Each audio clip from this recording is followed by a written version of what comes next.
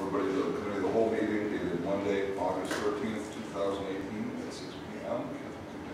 Trustee Lynham. Here. Trustee Sella. Here. Trustee Wood. Here. Trustee Hall. Here. Trustee Mahoney. Here. Trustee Andreessen. Here. President Miller. Here. All right. First thing on the agenda is public comment on agenda items only. Is there anybody here? Seeing none, we'll move right on to new business. First item on the agenda tonight is 408 Dundee Avenue. Yes, sir. Good evening. This agenda item is specific to the property at 408 Barrington Avenue. I'll touch on a couple of highlights. I'll highlight a couple items in my memo. The property up until 2012 was the village water pumping station, until at which point the current water treatment plant was constructed out of 225 Prairie Lakes Road. The property with 408 Barrington was vacant for close to a year until 2013 when the village entered into a lease agreement with the Save Event organization, who then began occupying the property. Currently there is a military veteran there, also a service dog. I believe there were previously 2 service dogs that resided at the property. The lease agreement between the village and the Save Event organization is essentially a month-to-month agreement arrangement. Essentially $1 per month is the monthly rental fee. Since 2013, more recently in 2017, the village's building inspection staff has inspected the property, determined that basically there are a series of code violations, and essentially is unfit for human occupancy, and that the property be vacated and then redeveloped. Village staff, including administration, public works, police, and the building department in the property, and has some concerns about the current condition of the building itself for residential use. The Save Event organization, Dan Scher, do I have that name? Yes. Dan is here this evening, and Bob, I don't recall your last name, Bob Stalsky, who is the current resident of the property. They're here to answer any questions. They reached out to village staff earlier this year to express a desire to utilize the property expanded, perhaps additions to the building, allow additional people to reside at the building itself. Prior to several years back, Public Works Administration further explored the property and looked at what it would take to demolish and convert the property, essentially remove all the existing water infrastructure for redevelopment purposes. So in my memo, there's a healthy cost estimate to essentially remove all the existing water infrastructure and redevelop the property. Would include demolishing the underground reservoir, demolishing the existing infrastructure inside the building, electrical, water, and so on, plumbing, modify the water distribution system outside the building. So along Barrington Avenue, there's a series of water mains that need to be reconfigured. The village worked with one of our consultants to explore options for reconfiguring some of that water main infrastructure. And then also redevelopment was likely involved with the demolition of the existing building. Again, staff has some concerns about the ongoing residential use of the building. We wanted to bring this to your attention this evening for discussion and ideally provide us with some direction on how you'd like to proceed. In my memo, I outlined 4 options for proceeding with the property. One is to essentially terminate the lease agreement with the Save Event organization and move forward with the redevelopment of the property itself as funding becomes available. So we would program certainly improvements in the multi-year capital improvement program. Second option would be allow the continued use of the property, but ensuring that the property is brought to that the property complies with all applicable building and fire codes. The third option would be allowing for the continued residential use of the property, essentially status quo. And the fourth option is to allowing for additional improvements, expanding the building itself, and allowing for additional occupants, as the Save Event organization has recently requested of staff. So with that, so we're going to entertain any questions. Mr. Scher is here to answer any questions that you may. I don't necessarily have a question, but I know that I was in place when this originally came about, and I know that the part of the agreement for your organization to reside there was two basically contingencies. One being that you would provide volunteers for all of our events, and the second was that you would be disassembling the water tank, or you would be getting the manpower to get that water tank disassembled. Neither of those two things have happened.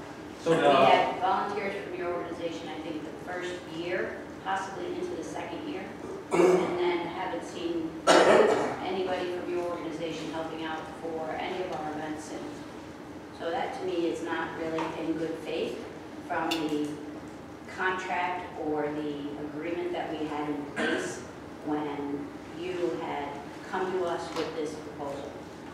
So I just wanted to make sure that that was understood by this committee. If I could add something in there, Kristen, I was there also.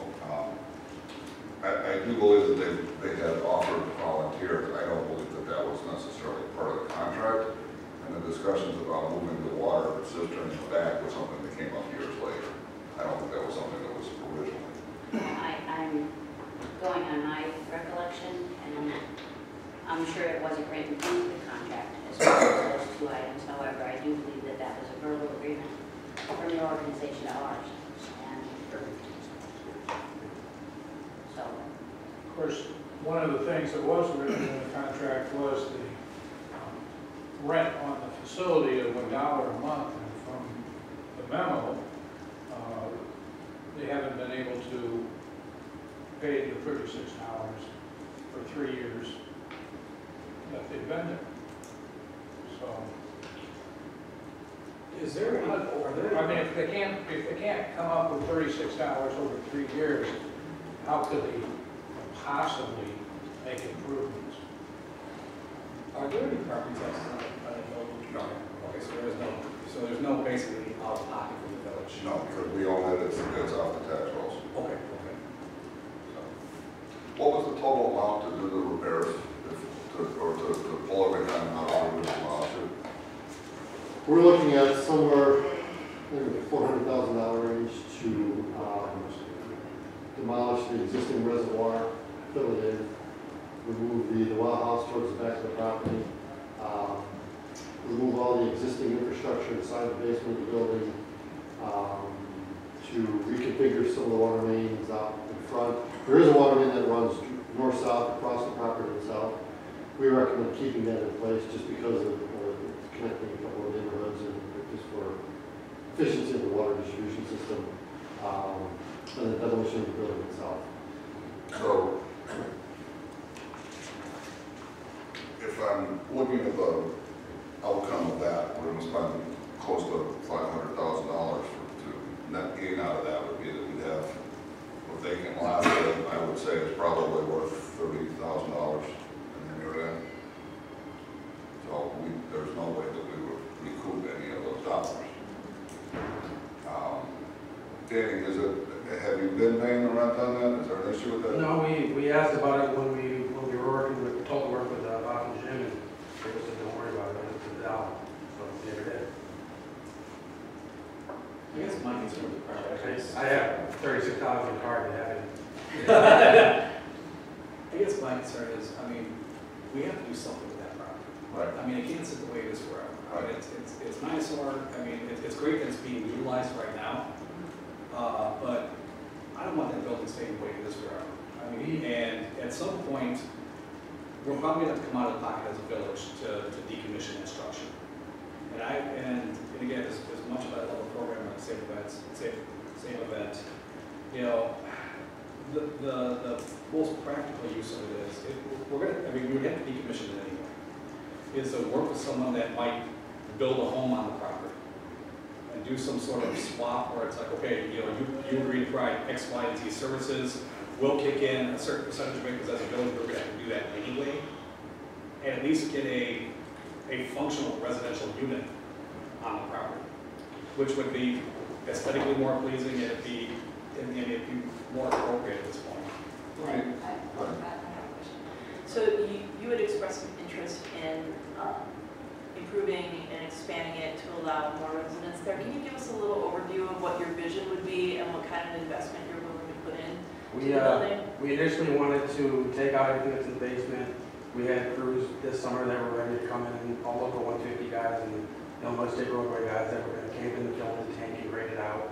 We wanted to reface everything. We have the extra windows we need out to replace the ones out back and the ones on the side. We'd like to turn it into a split level, being up to ground floor has a small bump that's already handicap accessible, so for somebody in a wheelchair. We just wanted to make it a single family upstairs, single family downstairs. And when we say single family, it's one bed and one duct. So we just wanted to make it a split level since the downstairs is already handicap accessible.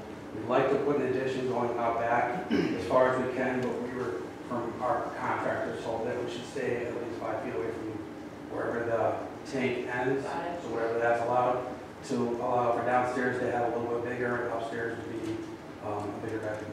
All right. and Reface it, the roof is solid, so we really want to touch that. And we had volunteers lined up at the beginning of this year to do a lot of it, including cave the tank. We were told to stop, so we waited. Okay, I have another question, I'm gonna follow up. So either Phil or Chris, or you guys, do you have any idea of what the cost would be to bring it up to code for residential habitation to be within code? I don't have a cost. For us, The work that was done, well, if they did it, they would be whatever they paid for materials and they had volunteers. But I don't have a cost on what. What are the biggest issues? Pardon me? What are the biggest issues? Well, primarily, the work that was done, the improvements that were done to it, for the kitchen, the bathroom, the electrical work, so forth, it was not permitted or inspected to my knowledge. I don't have any record of any permits, so you'd almost have to start from scratch again, and open everything up and make sure it's all done for code compliant. Why were things done without permits or inspection? It was actually done by the previous city employees on their off time. They volunteered. Aegis Electric came out and ran all the electric for us. The public works guys on their off time in the evening and weekend came and ran the plumbing for us. One of the nephews of one of the old former public works directors, a licensed plumber, he came and ran all the stuff that had to be run by a licensed plumber. So the only thing that we did for sake of that did require people and the expertise was the refacing of it, making it livable, putting in nice floors for our beds. So, And we did the windows too. so we had all these licensed guys doing non-code compliant work?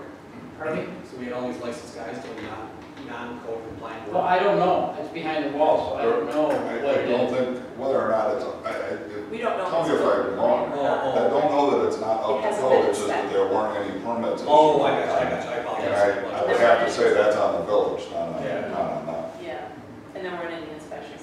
Correct. That it was code compliant. Correct. We actually have guys, and we have more, every year we bring on more people, more volunteers come out, and we have a lot more experienced contractors in the field that want to come in there and actually gut the whole thing and redo it, inside, outside, re-side it, bring in new windows. We covered up a door because it was no good for us. They want to take it out and re-brick it. So we want to do that. We want to. And then the width area, there's a window too, and that would have been in the kitchen, Two. but the sink. Yeah, two on the back wall, like we had over there. Yeah, we have bricklayers that want to, we have bricklayers from Indiana that want to come on and do that for us this year. We would, if we're able to keep going, we'd arrange for next year also. I just, one other comment, I know that this sounds great, Danny, and, I certainly, I applaud your efforts, but what I've seen over the past 4 years, just based on from an aesthetic standpoint, that I drive by that place every day at least once, is when you're telling us you're wanting to be doing all of these things, and I look at it and can't get the grass mowed, it puts me at a little bit of unease. That's my problem. The lawnmower that's up there, I keep having it fixed. We just got a brand new one, so I don't have to worry about that anymore.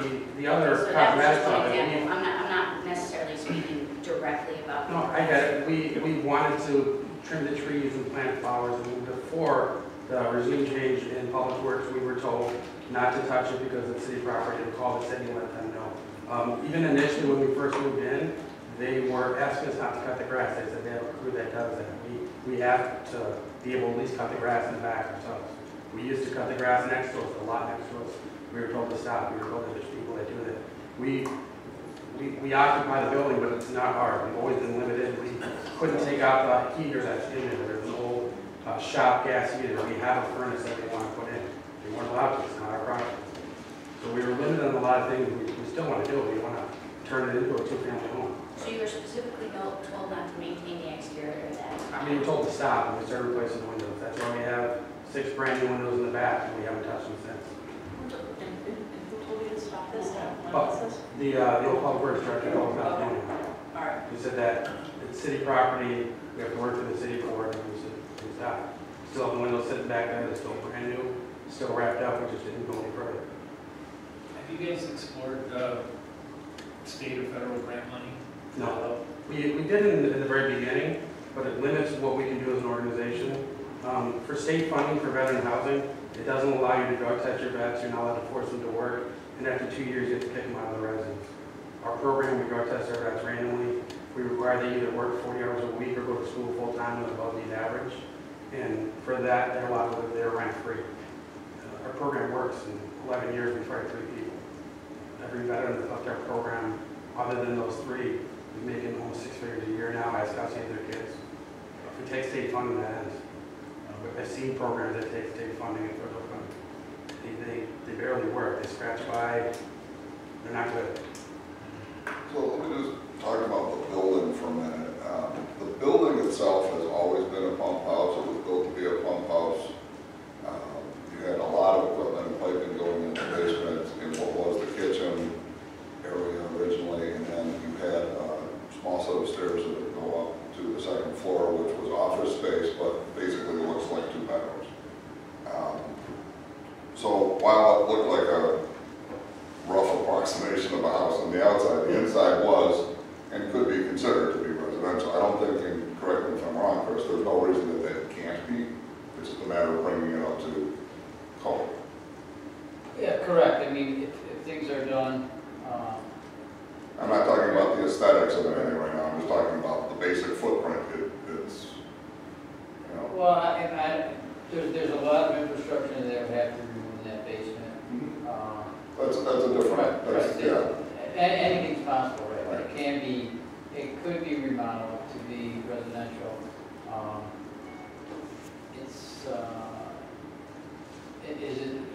The other question might be, is this what the village wants to hold on to this property? Or not? I mean, like you say, it's not really an asset. No, it's not. So that's the other consideration. That's not, yeah. It's just a liability, a little different. And I'm going to ask another question. So Phil, when we're talking about the infrastructure, right? Now, my understanding is because it was a pump house, you had larger pipes going in, larger pipes going out. Assuming that we took everything out of that house, right? All the infrastructure that was there to support the pump house. Is there any road work or any lines that need to get reconnected out in the street that we would want to do? Instead of just, I mean, camping it off at some point, obviously. As far as out of the street, no, I don't believe so. I think most of the reconfiguration of the piping would occur in the parkway.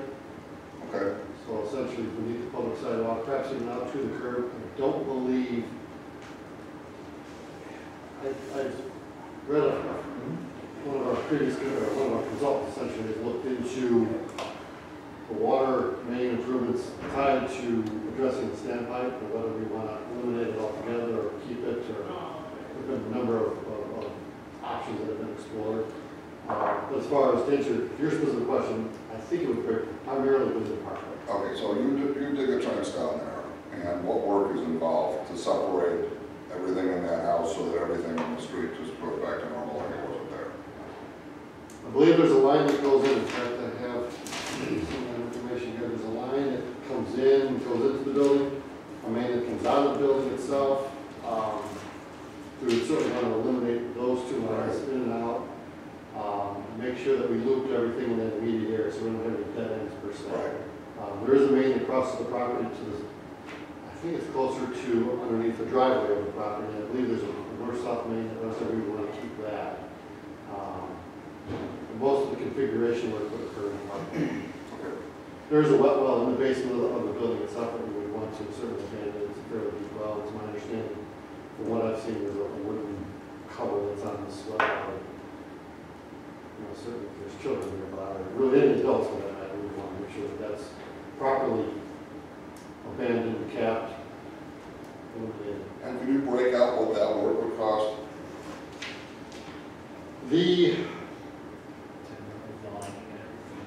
So the demolition of the reservoir would be close to 50,000. I'm not talking about that, I'm talking, well,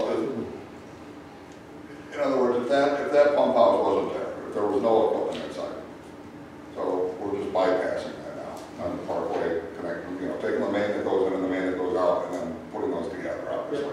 Yep, Right? more or less, yeah. More or less, right? Yeah. And then, and the reservoir on the back, where does that feed into? Does that go into the house, does that go in the main? That is connected to, so there's a line that runs to the north. Let's see here. There's a line that runs directly to the west out of the reservoir.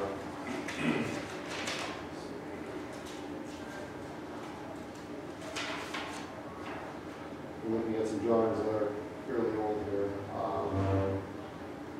So right now, the reservoir is essentially divided into two storage areas. So there's a wall that separates, so it's a circle, you've got two essentially half circles worth of reservoirs.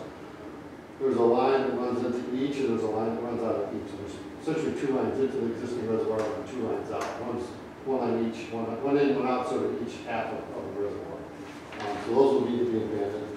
They do tie into the home itself, excuse me, to the building itself, because the pumps, the booster pumps that are in the building provided pump water into the reservoir itself, and out into the distribution system. So the ins and the outs of those are, look, is that from the building and then back into the building?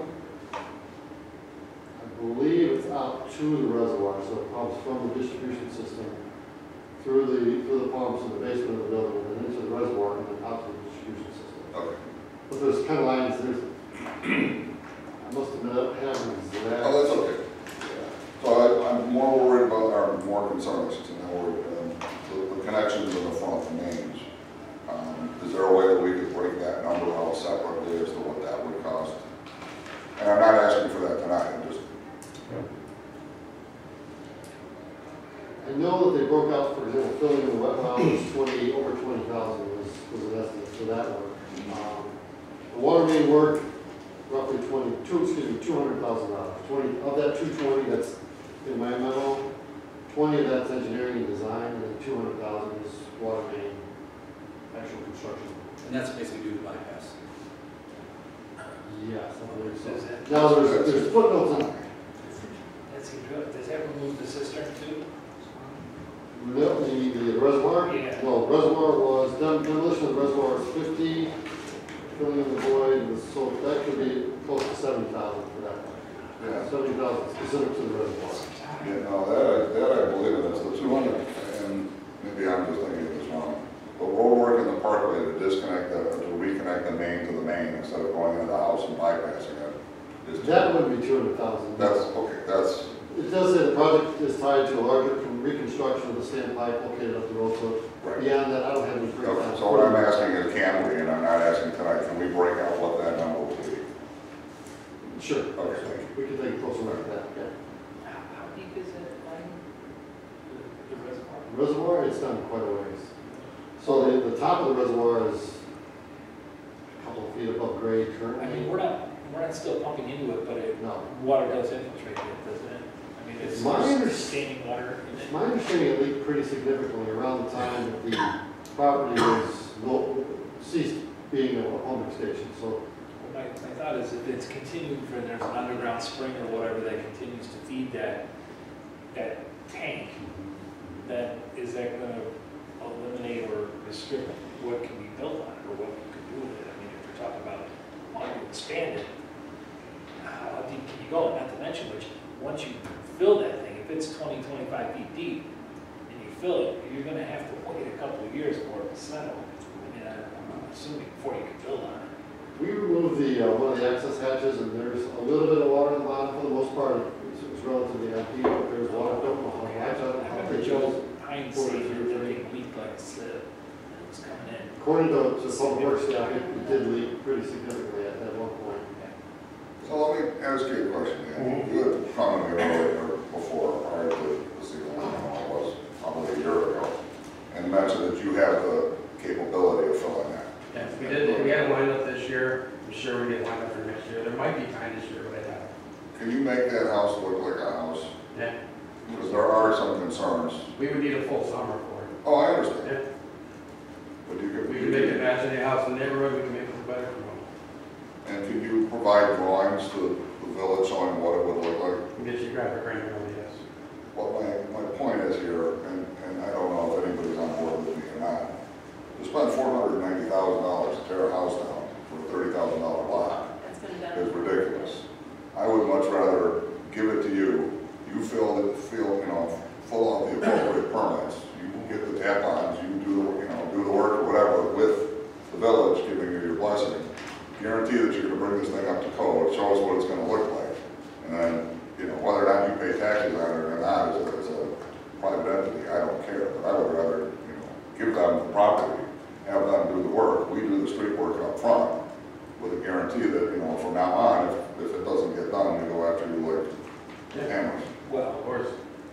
and also that, you know, the final disposition of the property, I would be willing to entertain that suggestion, and it's a good one, but I wouldn't want to just see it sold off in 3 years after it's finished.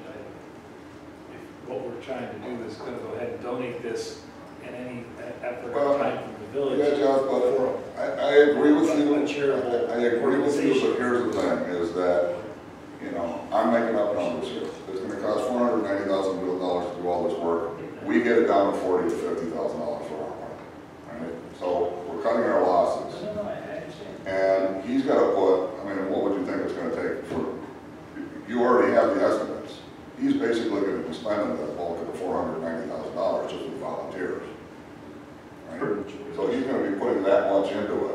If at the end of 3 years, 4 years, 5 years, or whatever, they decide that this isn't gonna work and they wanna turn around and sell it, he's not gonna sell that house for $450,000. And God bless them, they put the sweat equity in. Right. So I don't wanna put in a restriction that says that they can't. Yeah, I'm just wondering too, I can't believe there wouldn't be grant money available to help out. That's with that. There probably is. Well, but I mean, just We for the just- structure, that's how we for do the it. ongoing operations of the program, I can understand the limits. of this but I can tell you, due to recent work that we've been doing on the Palumbo property to get a street light, the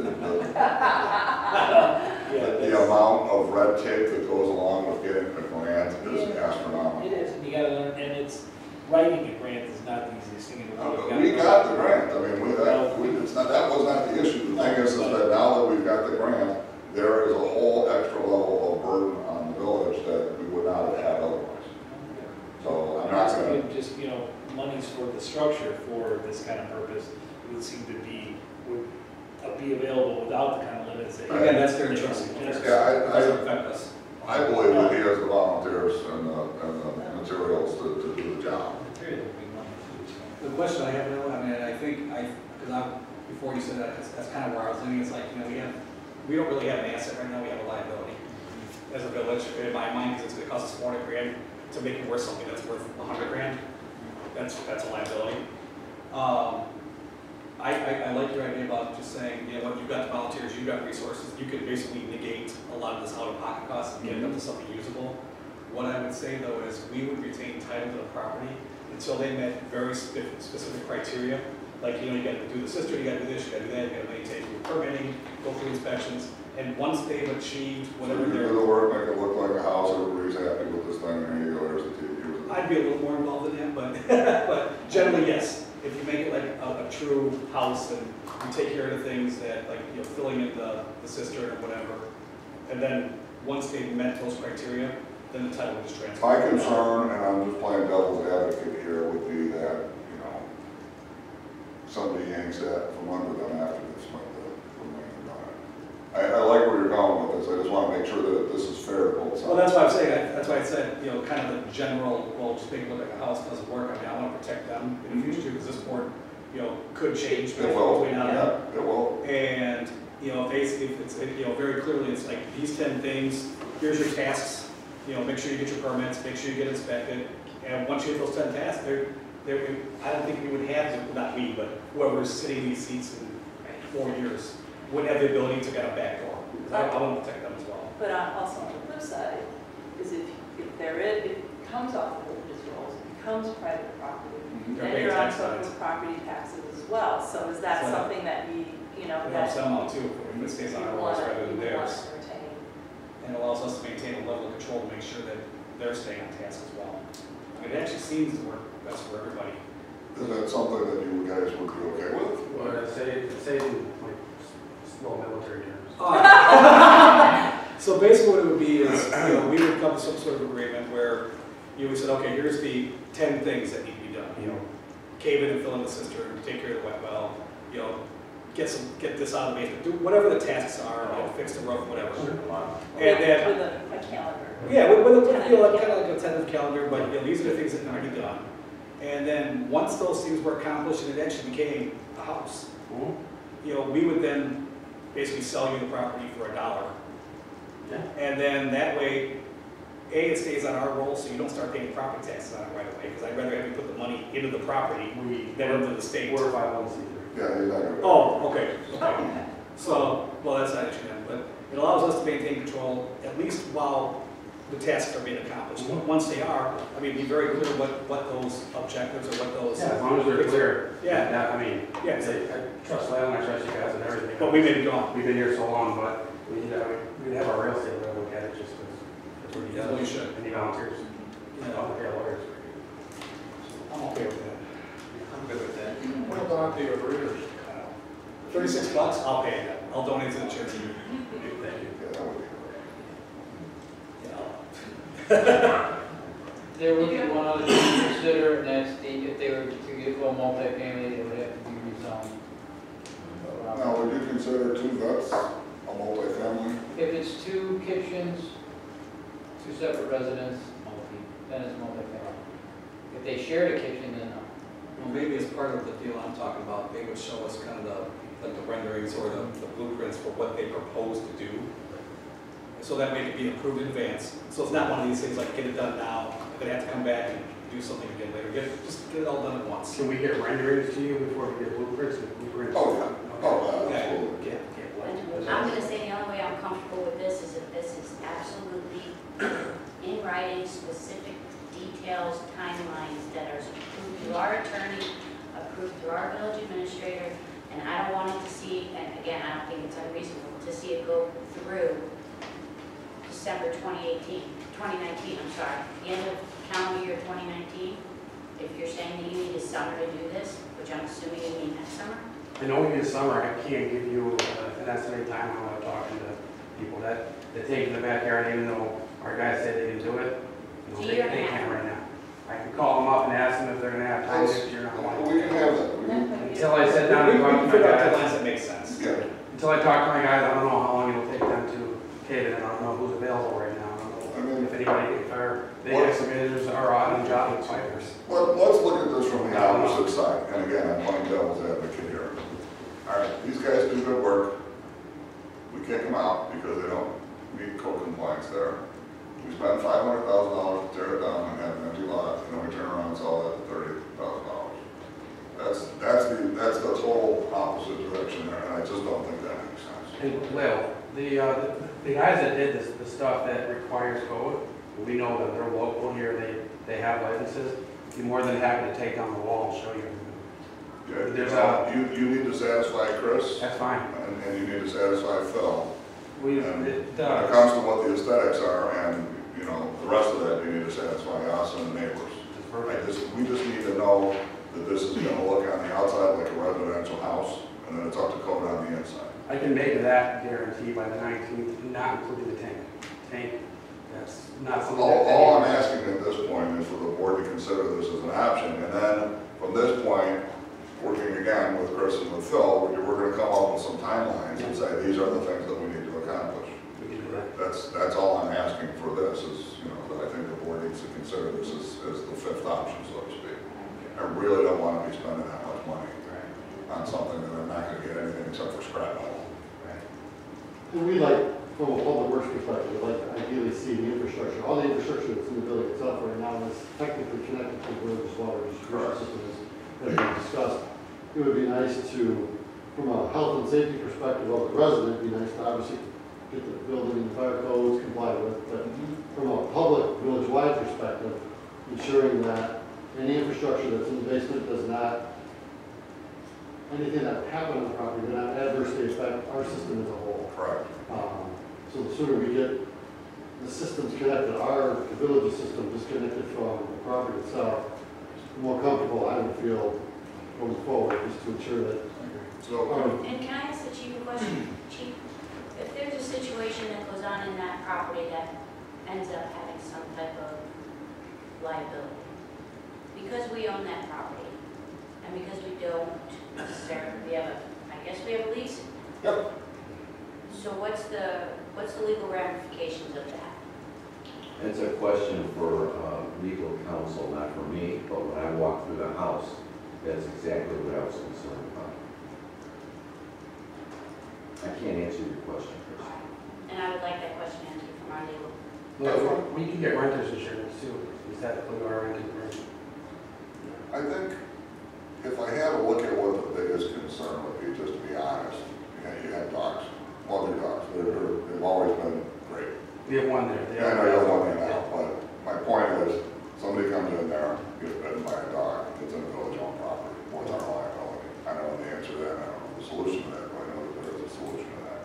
I think that's probably, something that we need to figure out in the short term. I think dog like this, you don't really animal out there with the property, but I don't think dog like. And I That also- doesn't mean that somebody's not gonna turn around and sue the village just because of that too. Exactly. Well, yeah, I think it's just for anything, like they just lose. You know that. Yeah. And I also think in the interim, that there's plenty of improvements from a very superficial aesthetic standpoint that can be done. And I don't think we have any issues with them trimming bushes, do we? I do not, and I'll make sure that, let everybody know here that the village, if you want to take on the responsibility of making it look temporarily nicer on the outside by trimming the bushes, cutting the grass, doing all the rest of the stuff, planting flowers, there's nobody on this board or on this village at this point that's going to tell you not to do it.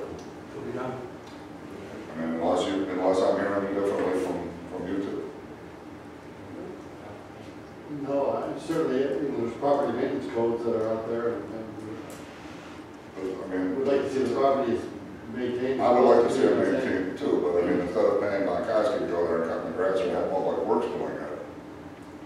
Apparently. Well, why don't we do that when any other house in the village that someone is leasing from an owner, is their responsibility to cut the grass? I agree, but. I mean, that's just I- common sense.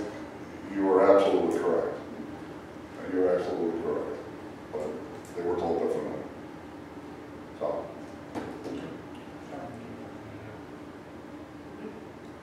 Oh, differently now. They were told that before, Yeah. now something else. yeah, and that's what I'm saying. I just want to make it clear that we agree that makes some sense. So, We're happy to do what we wanted. so, One of the staff's recommendations is if you elect, for example, number 2 of the options identified in my memo, if you elect to allow the state of that organization to make improvements to the property, whether or not to allow ongoing residency, if you will, on the property while those codes are being complied with, essentially. And I'm not sure that's for discussion and consideration. I don't think we can. I think it's a bad precedent to let somebody live. Exactly. Like I said before, I'd be more than happy to open up the walls and show you everything that we've done, because it was done by licensed people so, that are and again, let's just talk about the actual, you're saying, is it the plumbing, is it the wiring, what is it? Is it everything in the kitchen? Yeah, we don't know exactly, because some of it's buried in the walls. Okay. I mean, there was another issue when we walked through about smoke detectors and CO2 detectors. And as the owner of the property, the village, typically the landlord would provide those basic life safety features. And we talked about that at the time, and somehow it didn't get done, correct? Do you have smoke detectors? No.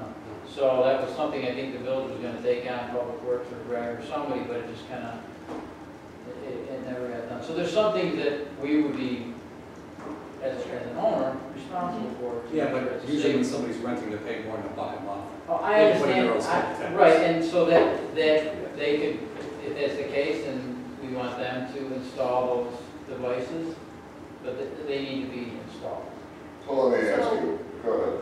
So Chris, would we be able to get basically an immediate punch list from you? Well, we can work on it, I don't know how immediate it would be, but. No, what I mean is, things that need to happen immediately, as far as smoke detectors, CO2 detectors, things that, you know, within 2 weeks, this needs to happen. And then obviously, the long-term plan, along with timelines and all the rest of the stuff that we've talked about. But in order for, I don't feel comfortable having anyone occupy it if it's not within code. We can't be okay with that. But, So, let me just, I just want not as to, a property owner. I agree, but I just want to push back on something here. We don't know that it's up to code, we know that there wasn't a permit and wasn't inspected. Right. And I don't want to burden you with this, Chris. I know you've got a lot of other Well, stuff. This is what it does. But, I mean, the basic life safety shouldn't be a big burden to get that complete. And maybe it's worth pointing out, for example, the shower, in the memo, Chris provided some photographs. The shower, the entrance to the shower is approximately 3 feet off the floor, and you have to essentially climb into a hole. In one of your photographs, it's a very unique situation that I personally would consider to be a significant issue. We were initially told we couldn't go down, but we couldn't cut over the concrete floor. The only way to do was go. I didn't hear that. Oh. We were initially told when we were doing the work not to cut the concrete floor. So we didn't, we went up. No, I'm referring to a wall. To get into the shower, you have to essentially climb up and climb over a wall that's 3 foot Yes. off the floor. We were, Get into the shower. to run the plumbing, we were told not to cut the concrete floor. We don't know why, but we were told, don't cut the concrete, so to get the drain, to get the quarter inch per foot, they had to go up. So that's what's And in then this the wall. tub we got donated, so we put the tub in. If we would have got a shower donated, we would have put that in. And we have a new plumber on board and a new towel guy that are excited to come and rip that out and put it in the ring. Yeah, essentially the tub is actually going to come out, so it's not going to be 3.5 feet tall right there to actually get into it. There's actually a slit that's going to be cut into it and like a door that will shut it. So it'll get rid of that old stepping, correct? Yeah, we were told not to do any concrete cutting, so we went up. We wouldn't get pitched.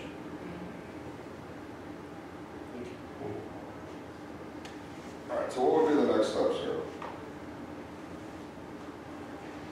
Will make sense. I'll just throw that up in the air and the answer.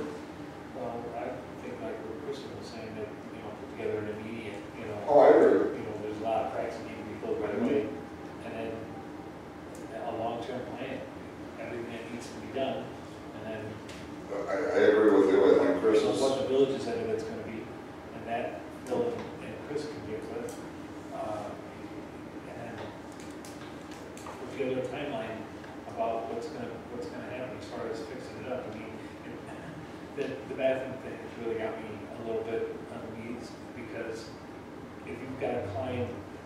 Yeah, but you can't install solid concrete floor. You don't want to cut a hole for I a get permit. that, I get And I that, but understand that that was what it was, however, that is no longer what it is. So in my opinion, there shouldn't be anyone actually living in this place until all of the immediate, not only safety concerns have been met, but any code violations have been cleared.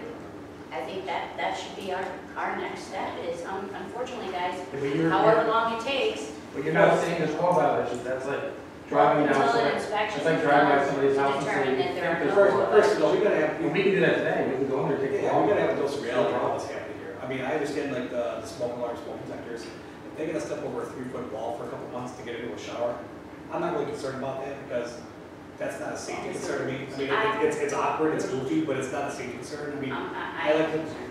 well, I'm not. So, I mean, you know, a That's free, my take. you know, a short-term punch list, like the next, 14 to 21 days before, I mean, I would like that it would have to be done before somebody could occupy it.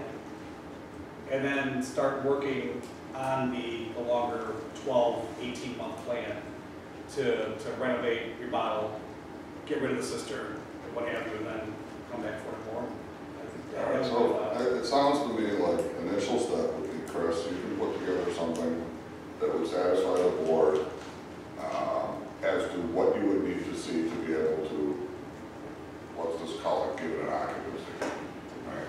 That's not the right word for it, but that we would feel comfortable that these would be the things that you would need to see behind the wall and or be addressed or corrected. And then we work with that to get that done immediately. And then the next step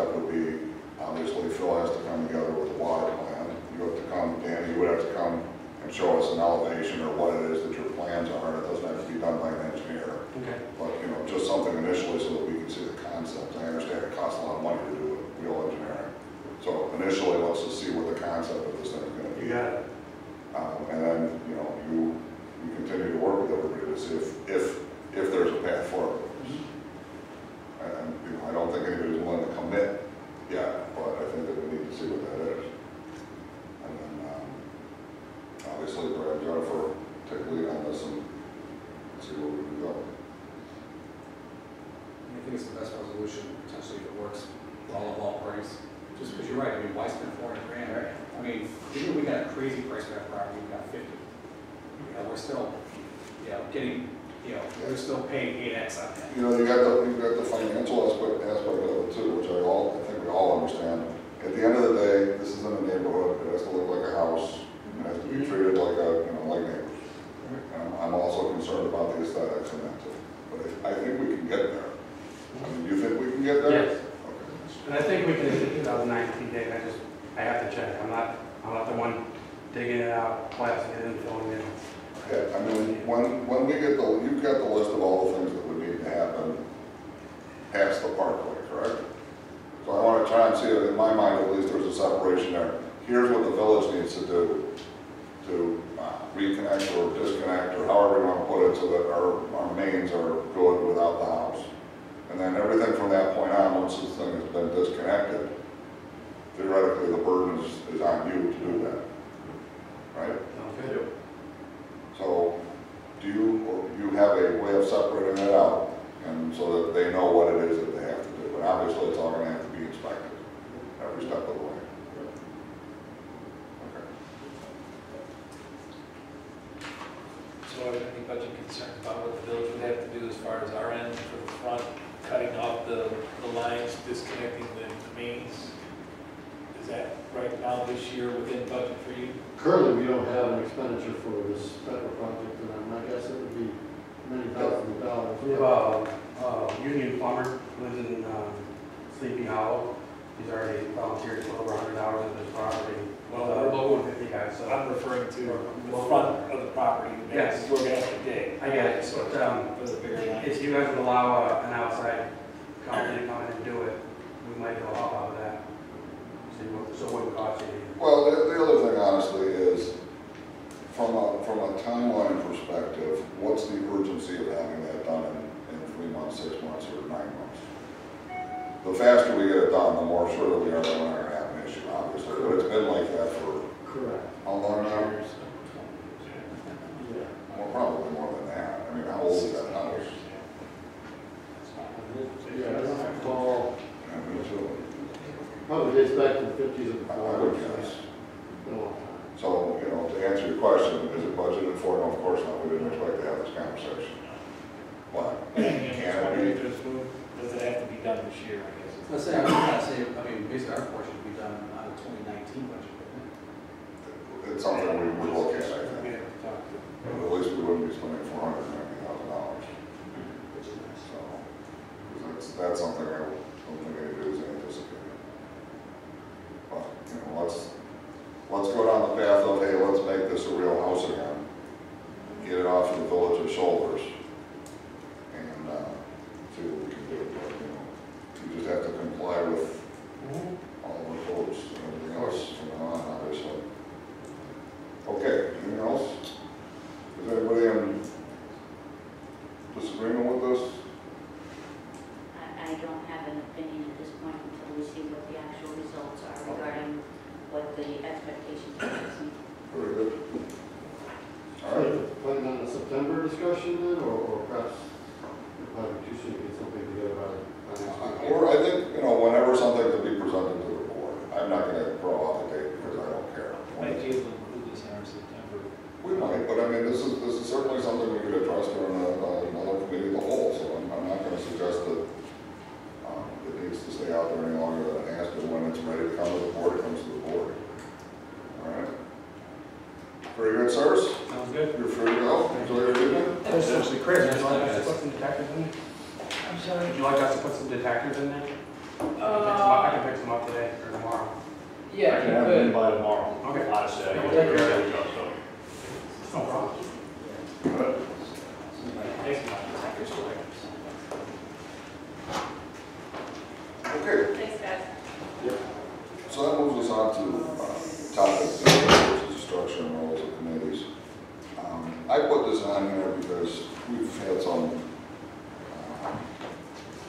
internal discussions, let's call it lately, and I just want to make sure that we're all under the same understanding of the committees here.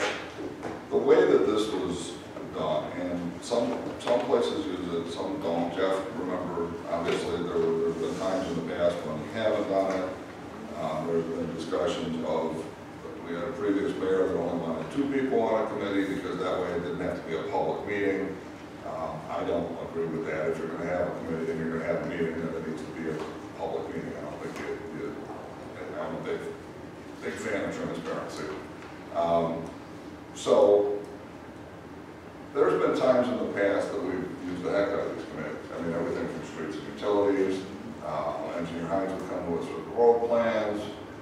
He goes through an extensive list every year where he comes through and rates all the roads which need to be replaced, and then obviously that committee takes a look at that information,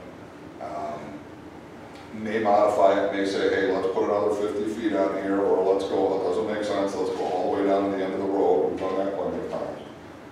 And modify that, and then the structure of the committees basically is, you go out and do all this work so that we don't have to have exhaustive committee of the holes every month. And a lot of, like finance, we were all on the finance committee, still are. But there's times when, in recent memory, we don't use the committee structure very often today. General commission, or the general committee, the general village committee was kind of a catch-all. We threw all kinds of stuff in it. But like I said, over time, it's kind of waned where we don't use that much. And the structure of the committees are that somebody would come up to us and say, hey, I don't know, we want to, this topic could have come up, for example, in the general village, we would have formed the committee, they would have gone out and done all the work, and then they come back to the full board with their recommendation. The full board then looks at this, discusses this, and then votes on that issue. So the committees themselves are advisory, I would say.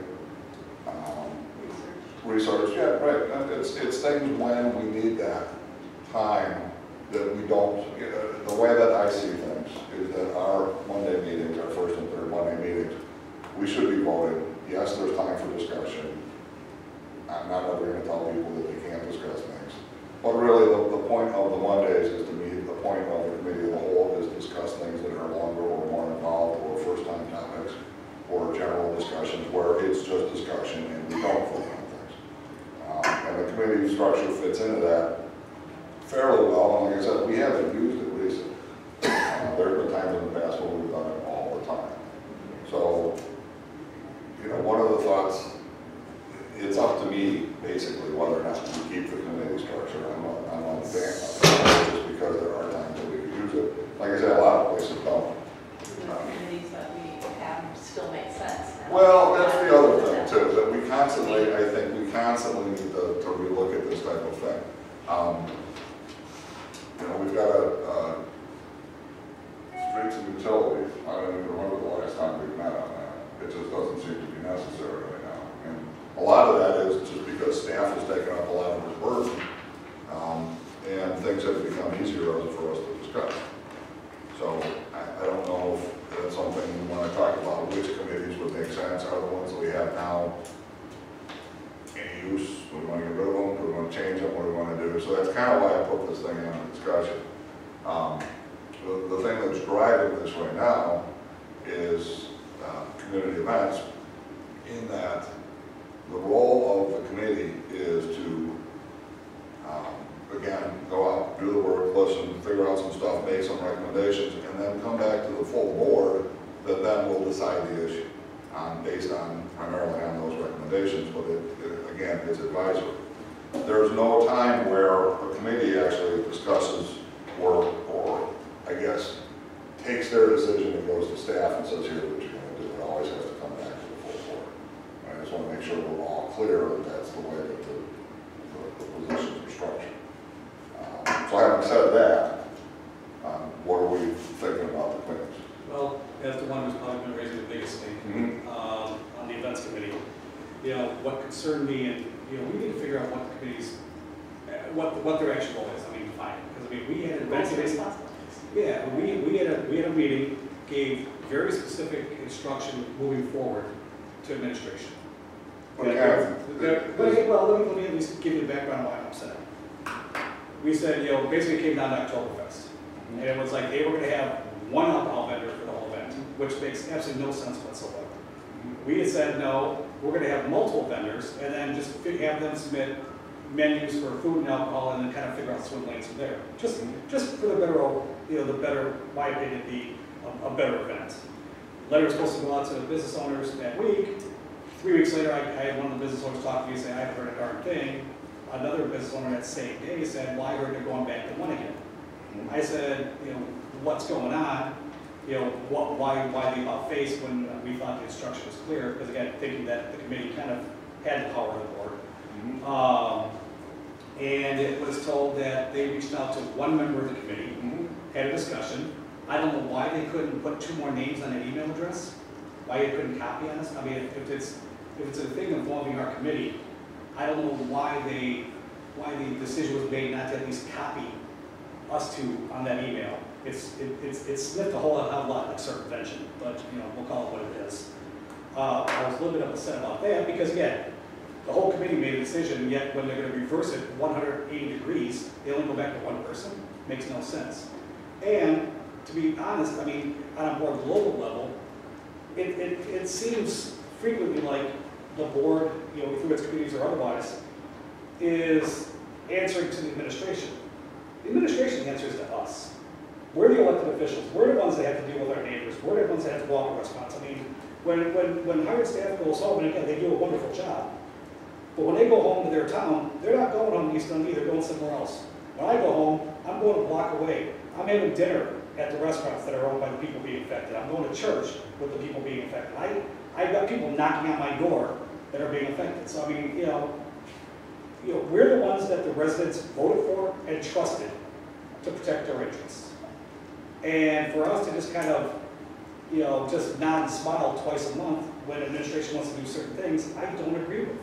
You know, there was a very hands-off approach taken with eventing for 2 or 3 years, and we saw how well that worked. I mean, our event program went complete hell. It has taken us a year to dig out of it. So whether it's the event committee or otherwise, I think our committees need to be a little more active. And I think that, because again, there's... I think this committee is one of the most active committees. Yeah, I think events has to be a very strong committee because, let's be honest, our village events are our village's calling card to the rest of the region. You know, this is like our marketing card. This is how we promote Dundee to the rest of the region. So I think, you know, whether, you know, we talk about what committees maybe needed, what maybe not, you know, streets, okay. But events, I think, is very important, especially based on the fact that we've had problems in the very recent past. And so when we sit down and we discuss things like that, again, and maybe I misunderstood the power of the committee, but when a decision is made, a shared vision. The committee had a shared vision with the administration, and all of a sudden I find out 2 weeks later that it had been completely changed, and we were even notified?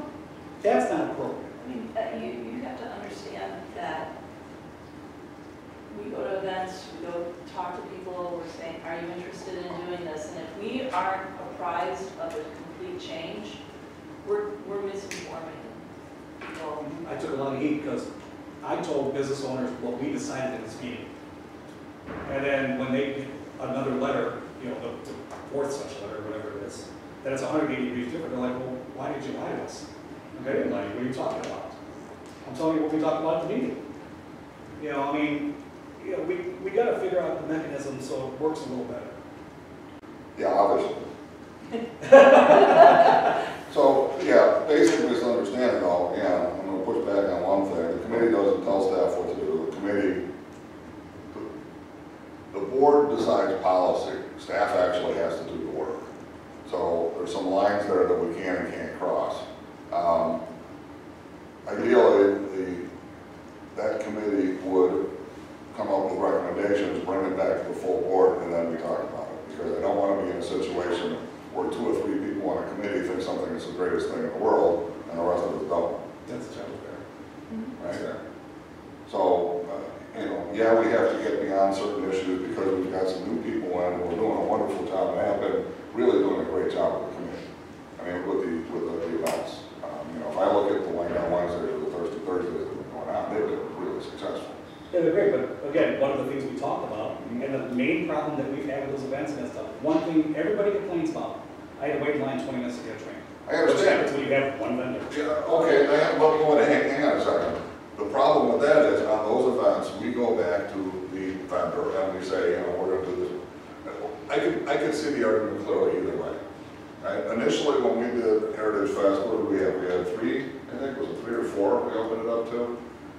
And that was great. Then one of them walked away and said, I'll never do it again because they didn't make enough money. So there's a risk reward there for the business because if one is the only one there, obviously they take all the risk, they have all the capital outlay up front, and they could, you know, get hurt. Splitting it up makes sense for the businesses, but they don't reap all the rewards. So there's pluses and minuses either way. Does it make sense? But we also have to look at the concern about one business getting everything and the other business is saying, what the hell about us? Like, it looks like we're playing favorites. Well, but those businesses probably have gotten other events too. So I'm certainly willing to look at this issue. I just think that this is something that we would all need to discuss and provide input. And I agree. So to your point though, Lale, there was a common vision that was, that the group left the committee meeting from. It was changed, and it never came before the board, as far as I understand. Okay. So, Your reasons all right, so here's another thing that we don't do as well as we could. And again, every town does things differently. We only know what we know because we probably don't go to as many meetings in other towns as we should. I used to, because then I pick up things and I go, oh, wait a minute, they're doing it that way? Wow, that's pretty cool, right? You know, Sleepy Hollow, for example, when they start their board meetings, they have to actually vote to approve that they have a quorum there for the meetings. Right? Does that make sense for us to do? I don't think so, but they do it differently. Carpentersville has somebody get up there and do an invocation before every meeting. I mean, everybody does something differently. Traditionally, your time for coming back and giving your subcommittee reports, whoever the chair is or whoever the committee member is that wants to do it that day, would be during the reports time for the trustees. And that actually happened here. It She actually can. gave the report Right. about what we discussed. Right. You know, it's not technically the time for somebody to say, hey, my neighbor called me up about their tree that, you know, needs trimming or something. That's not technically a report. That's something that you should put in an email or you should put in a phone call to the village administrator or the appropriate staff. Right? Certainly talk to Phil if, you know, somebody's calling you up and saying, hey, I have a problem with my driveway or whatever the case may be. So that's technically the time that you would come back with these committee reports. We haven't always done it that way. You know, we should get better at doing that, and I'm kind of trying using this as a learning experience so we all, you know, step up and get better. So, go ahead. There's also another kind of major difference, and wanting to give props to all of the staff and everything, but Wine Down Wednesdays and Thirsty Thursdays and those things were semi-successful events. It was just a matter of fine-tuning and tweaking. When we look at, so there's history, there's knowledge that you can build on. Right. When we are looking at doing a completely new event, like Oktoberfest, Yeah. which is a different version and a different thing than Heritage Fest, which also was a disaster. It has lots of room for opportunity. Heritage Fest was a disaster for a lot of reasons. None of it had to do with staff. Okay, let's just be upfront about that. No. But my point is that there was something that was wrong in a lot of different ways. We had horrible bands. We had all kinds of issues. Right, exactly. So with starting something new, there was a lot of enthusiasm, there was a lot of energy, there was a lot of research that was brought to the table by the committee, because I've also been here before where, you know, you can only ask the staff to do so much as well on these things, because that's not you know, doing events is not their only job. Right. So, while I agree with you, there's some similarities, it's a completely different animal. Yeah, but I'll push back on Oktoberfest being a completely exactly the same thing with a different name on a different weekend. It's a lot longer, it's a lot It's bigger. okay, it's the same thing as Wayne Down Wednesday started out small and now it's big. Should they have more drink vendors here? Yeah, but you know what? We go to Ambo Club, they could certainly put up 2 tents, they've done that before for Wayne Down Wednesday. And I think regardless of what it has been in the past regarding these events, they have been a stepping stone and a learning curve for us to get where we are today. Absolutely. So I appreciate both of your opinions and both of your, you know, absolute relative involvement in it. But I think what's being overlooked is that prior to 5 years ago, there was nothing, Right, 0. right. So as we grow and learn, sure, there's going to be some bad events, there's going to be some great events. But before 5 years ago, there were no events. So, and I'm perfectly willing to step down as the chairman of the community events. When I ask that, what Because about I mean, I've done it for 4 years. So now maybe it's one of you or I's turn to do it. And I'm totally okay with that. It's not, I'm not feeling displaced, I'm not feeling like my ego is bruised, none of that. And that's the honest truth.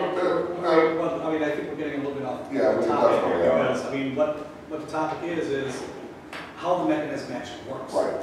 You know, And- and again, you know, We all need to be on board with that, and keep in mind that this, like anything else, is a living document. We can change it any way we want, and what we need to do is when we see something that's not working, we need to change it so it works. because for example, I mean, I think events is important enough. I agree. I think we should meet once a month. Well, I mean, it's a lot, but you know what? I mean, I think there needs to be back and forth with administration, because again, at some point, like Oktoberfest, again, I mean, yeah, I don't know if this is the proper forum to talk about the Oktoberfest issue, but, you know, one vendor, you know, in my mind makes absolutely no sense, because A, they're gonna have enough trouble staffing their own business, let alone now staffing an entire. okay, so let's, and you're right, this is not what we're gonna talk about Oktoberfest. But, let me just touch on that one issue, because it's sensitive for a lot of different reasons. And I'm not gonna lay blame here, and I'm not gonna say that it was a right or a wrong decision. The decision was the decision, and we went with one vendor. Okay. So, we do that. And this person has an exclusive on the event. And now we are a month into it, and we're all saying, and maybe it should have been 3 months, I don't know, I don't care. Now we're saying, okay, we're gonna add 3 more people. But again, But wait, hang on. that So, decision should have been made that way in the first place. okay, but it wasn't, all right? So, and I'm not saying, like I said, I'm not saying this is right or wrong. I'm just saying the way that we stand today is you have one vendor that was told that they had an exclusive on this thing and they geared up to do that. Now you're gonna come in at the last minute, or we are, and say, all right, we changed our minds. You know, we should have done this before, but now we're doing this, we're gonna go with 3 other vendors. Okay? So now you're gonna limit the amount of, you know, I don't know what they've done, I don't know what they've spent. But obviously this is going to be bad in their mouth, because we're coming in and saying, oh yeah, all the stuff that you were doing and all the plans you're gonna make, well, you're not gonna do that, because we're gonna split this 3 ways, because we're gonna make these other people happy. And maybe that's the right thing to do, but that's the logical outcome from what happened. I would rather have one vendor slightly upset than have an overall event that's a showcase for our village be unsuccessful. And again, because the one vendor, I love the place, I go there for dinner or whatever. But I don't even know how they manpower that. And, you know, the one concern that we've seen in all the events is people waiting in line 20 minutes to get a glass of wine, or half an hour to get a beer. But You know why? Because we got one vendor. No, but Scott, I'm gonna push back on that, because years in the past, we had one vendor doing this, and the one vendor set up a tent here with people on both sides, and they set up a tent on the other side with people on both sides. And they had, obviously, twice as many, you know, people can serve wine as there are now. That's their decision to do that. I could mitigate that situation by putting 2, 3, 4 vendors in there, but I'm not sure that that's the right way to do it. Well, I would argue that it's not their decision, it's the village's decision, because it's our event, and we need to be the ones responsible for making sure it's successful. Well, okay, but you can measure their success by how much their labor rate's gonna be for the event. If I've got to hire 12 people instead of hiring 4 people for this thing, then obviously it may not even make sense at all. So now if I've got to do that 2 times, it's a business decision. And if it rains that night, and I've already committed all this stuff, then what happens? So a lot of this, we're pushing back, you know, we're trying not to take any risk for the village, but we're trying also not to put the burden of risk on the business owners. So we just need to be conscious of that, you know, what we think is the right decision may not be the right decision for them. But then each of the business owners got a choice whether to participate or not. I agree. So my other question is, okay, so, you know, we have 280 businesses in town that I have to look after. We have a lot of restaurants. Are we gonna start bringing in the guys from around 25? Are we gonna start, you know, making sure that it's fair for all these people if they wanna do it? Or are we limiting ourselves to our downtown people because, you know, they need business? How far are we gonna push this? You know, do we just do an RFP? And I'm not gonna say we're changing anything right now, but I'm saying, let's look at next year. Let's look at the events that we have. I think allocation becomes a lot easier when you're talking about all the events as a whole. I think so You too. can say, okay, well, you're not doing Oktoberfest, but you're doing You know, a Thursday, a wind down. I want to sit down and talk about the multiple vendor thing this year. I'm not going to do that today. But I think that it's reasonable to say that if the majority of the board decides that we should have multiple vendors for certain events, that next year we go out for RFP for these multiple vendors. I have to, because there is some sensitivity towards this one event here, I have to think about how we should handle this. And I'm more than willing to discuss that with you guys. Like I said, I just want to make sure we have a good event. I And I don't want people complaining, going out of line, and like, oh, great event, but I had to wait an hour for a beer. agree with you totally. That's my main concern. Yeah. I don't, you know, I'm not trying to like say anybody's doing a bad job, or I don't, you know, even when I don't agree with your thought process, real lines disagree. I would rather be overly cautious in having a good event since it is the first time we're doing it. Got it. No, it is and it isn't. I mean, honestly, like I said before, it's Oktoberfest. It's no different than Heritage Fest. We just moved it up 3 weeks and changed the Yeah, name. but Heritage Fest, Yeah, oh, okay, it was last year. It wasn't always. Heritage Fest has been very good for us. Last year was an aberration for, like I said, a lot of reasons. So you know, that wasn't anything that, if we were doing Heritage Fest again this year, that wouldn't happen. Just due to the fact that we have more experienced staff doing the events now that has experience with that, as opposed to, I don't know why you go there. Okay, but again, you know, that's a topic that we have to discuss, but again, now it's kind of getting back to the core of the agenda. Yeah, the core of the agenda, and I want to touch on this real quick here, is, you know, you provide policy. That's it. We don't provide direction to staff. We tell them what it is that we want them to accomplish, and they have the tools to do it. We can't get in the business of micromanaging staff and telling them what to do. Okay? So, Didn't we? I'd argue at some didn't we levels do we that, can and though? should. I think, you know, on the number of vendors and certain core elements of an event, I think we should be getting involved. I'm not saying that figuring out the number of vendors is that's a policy decision. I have no problem with I it. guess the fine line is, where does policy end and micromanaging begin? Well, I don't consider that micromanaging. As I said, I think that's policy. And I would- But you know, meeting once a month, I think, is not necessary, and it's not something we've ever had to do in the past. You know, as we get closer to an Oktoberfest, or as we get closer to Dickens, or as we get closer to St. Patrick's Day, then, yeah, I think the urgency to meet more frequently. But I think staff could just as easily prepare you with an email of, here's all the things that are going on, and here's what's happening. I'm not necessarily sure a physical meeting is absolutely necessary. A meeting for the sake of meetings, you No, know. I agree, but like I said, I mean, you know, especially as we're defining what some of our events are, that's why I thought it was important for the involvement of the board. I honestly would rather see a detailed report from staff at one of our meetings. But then again, it's like, then they're reporting to us, they're telling us what they're gonna do. No, they're not. But that's what's happening there, well, this is what we're gonna do, well, And I and by the time we get the report, it's too late for us to change it. I know we overruled, when staff wanted to change wind down Wednesdays, nursing Thursdays, and we said time out. That's Right. not, And we overruled them. right. So we have done Okay. that. That was And the that's- whole marketing department, that wasn't staff. Well, wait a minute, it's the same thing. Is it? Okay. Sure, they're staff, they work for us, they work for Jennifer, right? They came up with some plan that we didn't like, the board said stop, and they made the mistake of going to the business owners first and saying, oh, by the way, here's the plan, it's done. Then they came to us in a board meeting and told us, and we said, no, that's not what we're doing, go back to everything the way that it was. And so, you know, that does happen.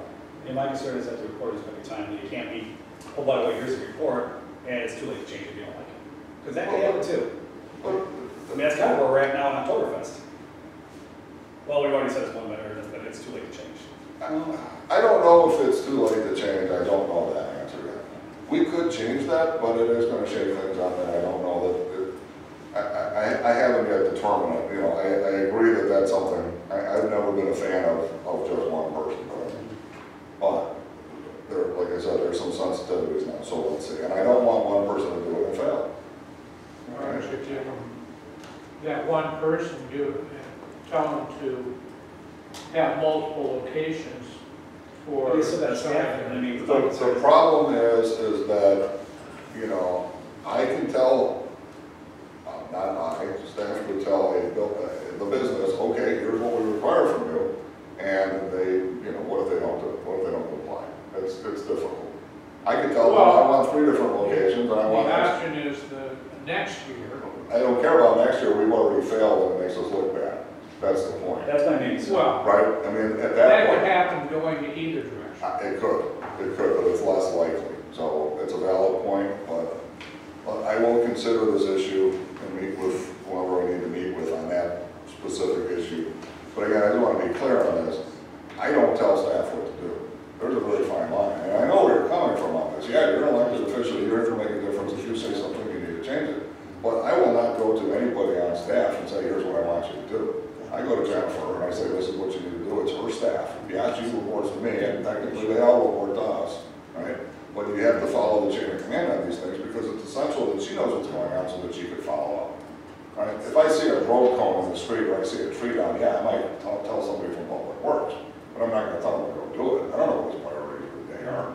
No, I get that. I guess my concern is again, I guess the difference between, you know, well, obviously chain of command, but, you know, the difference where policy stops and micromanaging begins. But, you know, again, maybe I misunderstood that we had our event committee meeting, we kind of had a meeting of the minds, and then it got changed. Now, that's all, that again raises that other issue of, if you're gonna do a complete 180, as we're out there talking to the business owners, you gotta let us know. Don't say, oh, we had a meeting and we just didn't tell anybody about it. Well, what the hell? I mean, I took a lot of heat. Well, communications is always key. It's vital and it can always be improved upon. I will say that all day long. You can always get better at it. There's always going to be a time when you screw up and it's not. It just felt intentional. I don't think that it is. It felt very intentional. Well, I don't think that it is. And look, you know, for all the policies and the decisions that we come up with, at the end of the day, these are the guys that are working 10 hours a day to actually get the stuff done that we tell them to do. So, you know, they're on our side. You know, we got to make sure that we take advantage of that. You know, okay. So we all have to work together. Right? There's not very many of us, so we all have to work together to get what it is that we decide we want to get accomplished. But yes. Great, yeah.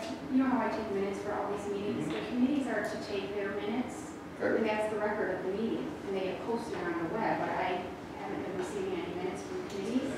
So the committees, really someone on the committee needs to take the minutes. I know you have in the past. You have to take the minutes and then give them to me, and I post them on our web to the meeting. You got it? Okay. Absolutely. So if you have any, you can go back. I don't know if you took notes. No. Okay. So yeah, whoever the chair of these committees are is responsible for either the minutes or the signing of minutes. Because otherwise, you guys had a great conversation. I have no record of it. Yeah, it's a very good point. All right, so yeah, good point. Meeting. So yeah, and that's actually a good point, Jeff. So what I want you to do is, because we're not that far away from September, we have a couple of issues that have been rising, you know, on the air. I need to make sure that I look into this a little bit more, make some decisions on this. I'll obviously let you know. You know me, I'm very open. I want your input and advice on all these things. But let's think about the committees and what makes sense. You know, the committee assignments are out there. Does it make sense to keep them? Does it make sense to tighten them up, combine them? I don't know. I mean, I like the fact that they're there because we can toss stuff out. So we don't have to be spending hours and hours and hours during a meeting. But think about it and let's see. You know, as I don't think we're going to change anything immediately. Right? We've got plenty of time to do that. I don't see the urgency of stopping committees, but I just kind of wanted to let you guys know some of the background of this, so to speak. Is this something we would talk about possibly, like, in September? Or is that That's what I'm saying, is that, you know, could change on this, and then we can include this as part of our, September conversation. And I don't think it'll be a big conversation. Let's just see where we are going forward with this. Yeah. Yeah. Like I said, a lot of people aren't a fan of the whole committee structure, but sometimes it makes sense. But it doesn't cost us anything if we don't have a meeting. All right. Did anybody want to throw anything else out here that we need to talk about on this? All right. I will look into the multiple vendors then and have some discussions. Again, my concern is we've got somebody that's been ramping up for this. We got to pull that away and say you're going to be making a third. Also, I would have multiple. I would almost have to reopen it up to everybody who wants to get in now. And then who do I say no to? And can they ramp up and actually do it in a short period of time? And it's, Well, and again, I mean, I think the way it could be accommodated is the swim lanes. Obviously, we've got one that's been selected to do a certain thing. Yeah, Maybe a middle ground is, if another one wants to come in and say do, hard cider, or if somebody else wants to come in and do something else, they wouldn't necessarily be a full-time, like a kiosk. I agree. So maybe that just softens the blow a little bit this year, and then we kind of figure out the mechanism for next year. Let me look into this a little bit longer, because I need to figure out the right way to do it. But hopefully everybody has a little bit better understanding of what our roles here are. And just so you know, that was exactly what we talked about, that the primary vendor would be doing beer, and the others would be doing specialty drinks. Okay, yeah. That's what Brad and Jennifer and I talked about. Okay.